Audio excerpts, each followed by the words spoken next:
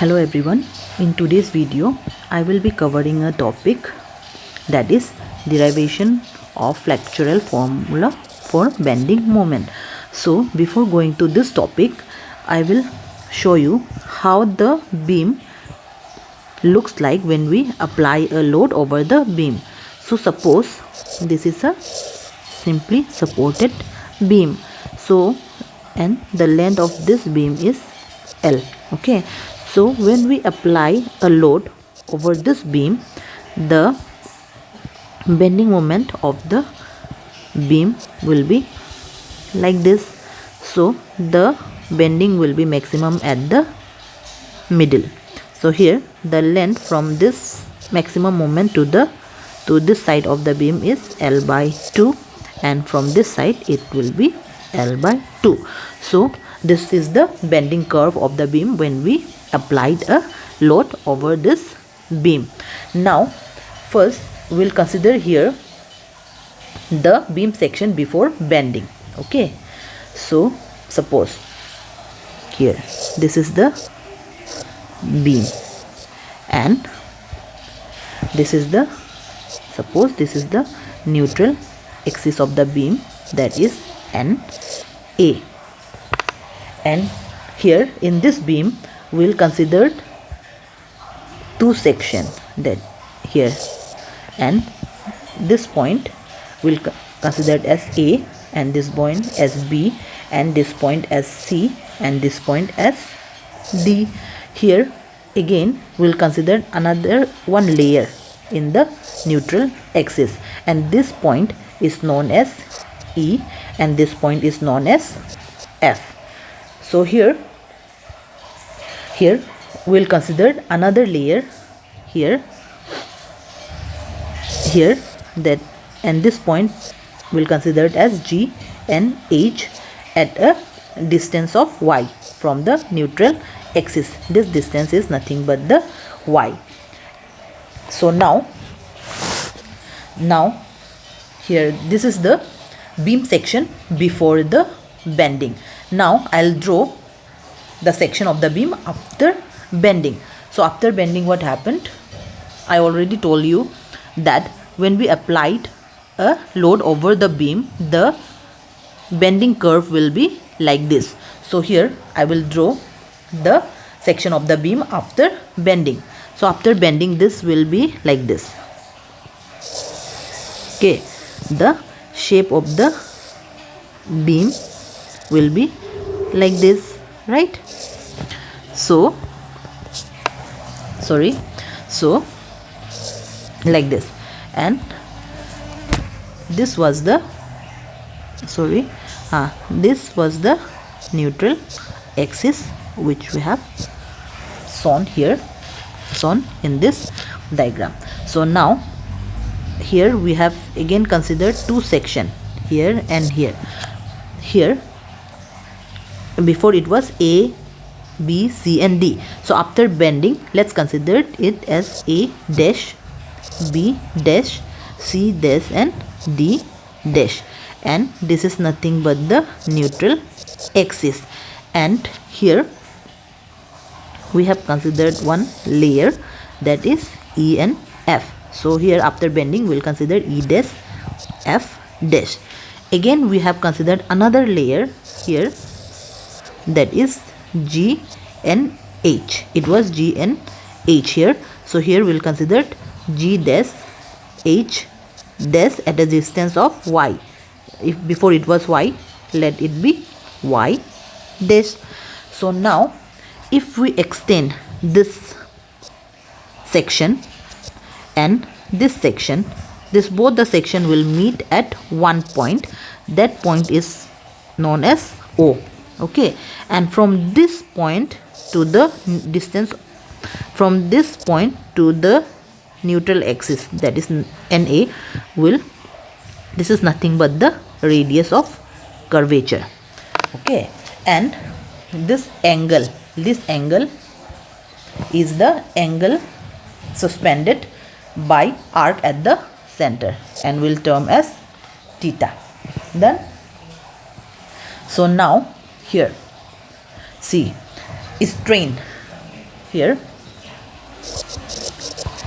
strain in layer GH due to bending. We know the formula for strain, right? What was the formula for strain? That is E is equal to change in length upon original length, right?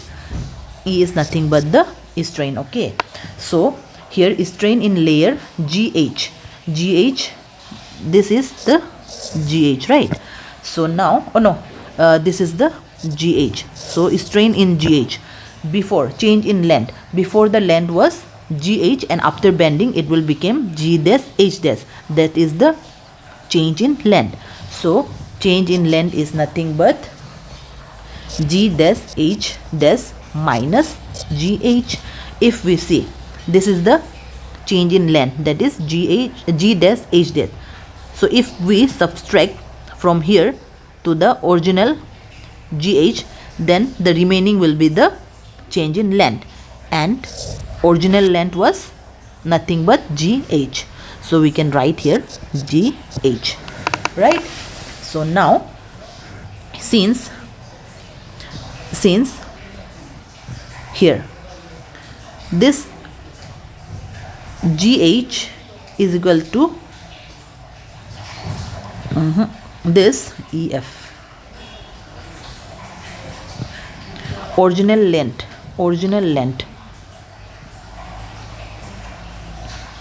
here the original length, we know that the original length was G and H, right? So from this term we can write is GH is equal to EF. It was before bending, so before bending the original length was like the, EF is equal to the length of both the strip was same. So we know that GH is equal to EF. So in place of GH we can write EF, right? So here G dash H dash minus EF upon EF, right? Now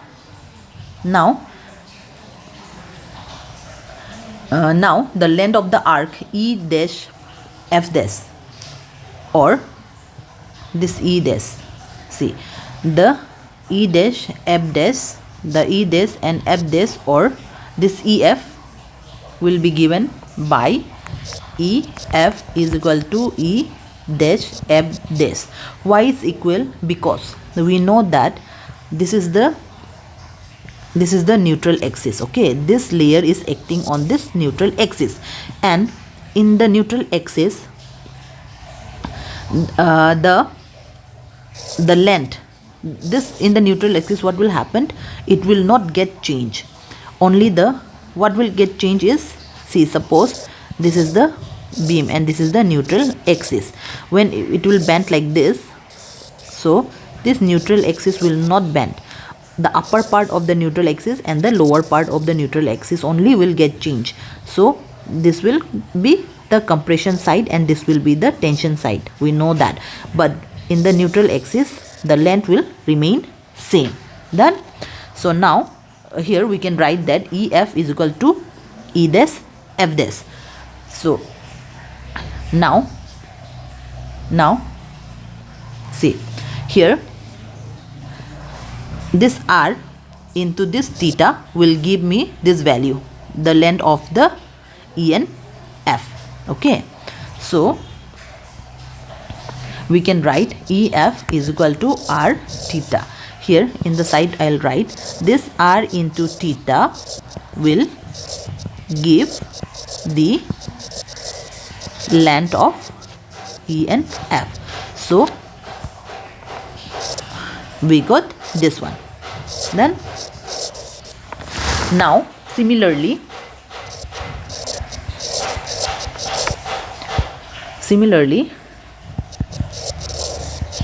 length of arc G dash H dash is given by, So G dash H dash is equal to, what will happen here, see, before it was like this R into theta will give the length of E and F.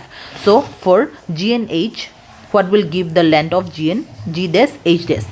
So here you can see G dash H dash, R into theta will give the length of E dash and F dash, because, and now we have to find for the E dash and H dash. So here R is still the neutral axis, but we need to find for the G dash H dash. So this length will come till here. So R plus Y into theta. So for G dash H dash, it will be R plus Y into theta, right? So now if we multiply this, the equations became R into theta plus Y into theta. Now, okay, so I'll highlight this part. Okay, so now from equation 1, so here this will, I'll consider this as equation 1 for the strain. Now from equation 1, now from equation 1, we know that change in length, that is nothing but delta L, is equal to G dash H dash minus E F. It's already written in the equation. So this term is nothing but the change in length, and this was the original length. So change in length is G dash H dash minus E F. So here see, we have the value for G dash H dash. We can write here R theta plus Y theta, minus we have a value for EF as well, that is R theta. So now what will happen here, this R theta and this R theta will get cancelled and will remain with this, that is nothing but Y into theta, that is the value for delta L. So I will again highlight this part. Okay, so now put all the values in equation 1. What was equation 1 here? This term we have considered as equation 1, that is E is equal to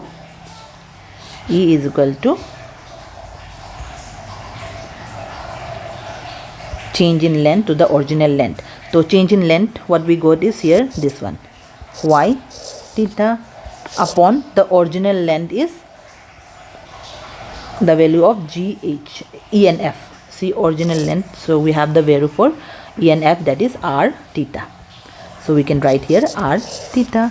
So this theta and this theta will again get cancelled and will remain with the value, that is Y upon R. Okay, so now okay, it's a rough. Okay, now we know that from the Hooke's law. So remember the Hooke's law. That is nothing but stress is directly proportional to strain, and to remove this proportionality term, we'll introduce one term, that is E strain. So here for the strain, we need the value for strain, that is strain if this strain. Okay, so what we have to do, we have to shift this E this side, then it will become sigma into E. So now we have this E is nothing but the Young's modulus, or we can say that modulus of elasticity. So we have this value with us from the Hooke's law. So we can write this value here, that is sigma by E. Sigma is nothing but the stress, okay, is equal to Y by R. So now we'll consider this as equation 2, and as we are finding for the flexural equation, so flexural equation is nothing but the bending equation. So here this will be bending stress. Okay, so now from this equation 2,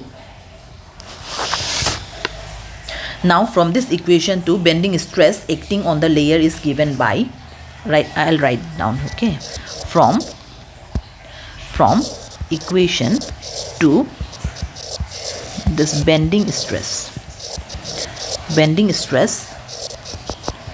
acting on the layer is given by the bending stress.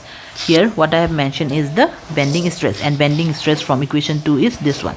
So the equation becomes stress is equal to Y by R into E. This E will go this side, then the equation will become like this. So we'll consider this as equation 3. Now from equation 3 we see that the Young's modulus E, and the radius of curvatures are constant here. Okay, so we can write like this: sigma B is equal to E by R into Y, and here this terms is constant, so we can write like this: sigma B proportion to Y, like Hooke's law. Okay, so here stress was directly proportional to strain, so to remove this we have introduced one term, that is Young's modulus. So likewise here we have this equation, and this is the constant, so in terms of constant we can directly write proportional sign to Y. Okay, and now here we'll again consider a beam, rectangular beam. Okay, so now we'll consider, now write like this, now consider the cross section of the beam as rectangular. I'll write like this. Okay, rectangular, and in that consider an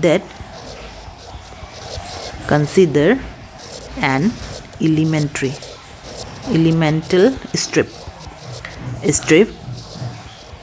having area dA. Okay, dA located at distance y from neutral axis. So what it says is we have to consider one cross sectional area of the rectangular beam. So this is the cross sectional area of the rectangular beam, and this is the neutral axis, and here what it says that we have to consider a elementary strip having a area dA located at a distance y. So here we are considering a strip at a distance y, and this area is nothing but dA. Okay, so now here in this strip we'll consider one force is acting, that is nothing but dF. Force is acting on the elementary strip. Now what will happen? Force acting on the elemental strip because of bending, because of bending, that will be dF is equal to sigma B into dA. So I'll tell you, see here what it says that forces acting on the elemental strip because of the bending. So we know that stress is denoted by the term sigma is equal to force by area. Now this force, here it says that the force acting on the elementary, this force is acting on the elementary bending, elemental strip because of the bending. So the equation, we can rewrite this equation as force is equal to sigma into A. So here we have considered the force, that is nothing but dF is equal to stress in terms of bending stress into area is nothing but dA. We have considered like this. That's why the equations became like this. So dF is equal to, we have a value for sigma B. Sigma B is what?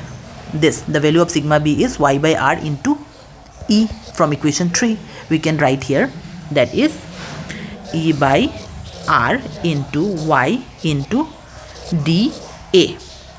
Now taking moment of forces. Okay, now taking moment of force about neutral axis. So moment, we know that moment is equal to force into distance, right?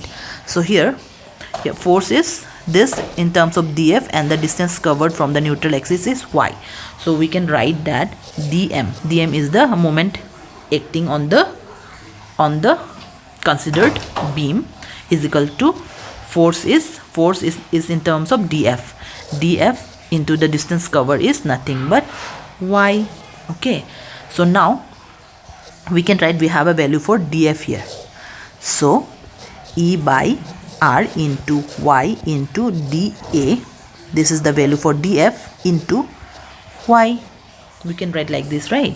So if we multiply this, the equations become E by r into y square into dA. So now what we have to do is, we have to what we have to do here is, sorry, total moment of the beam about neutral axis. We have to take the total moment of the beam about neutral axis. So this equations became integration of dm is equal to, this E by r is constant, E by r. So we'll write outside this integration here, and this will become y square dA. So here this term is nothing but I is the moment of inertia, is equal to E by r, and the integration of dm will be moment. So here moment m is nothing, here m is the moment and E is the, see, I'll write here. Okay, so here this I is equal to moment of inertia about neutral axis, and the equations became m. We can shift this I this side, so the equations became m upon I is equal to E upon r. Okay, and we'll consider this equation as equation 4. So now what we need to do is, from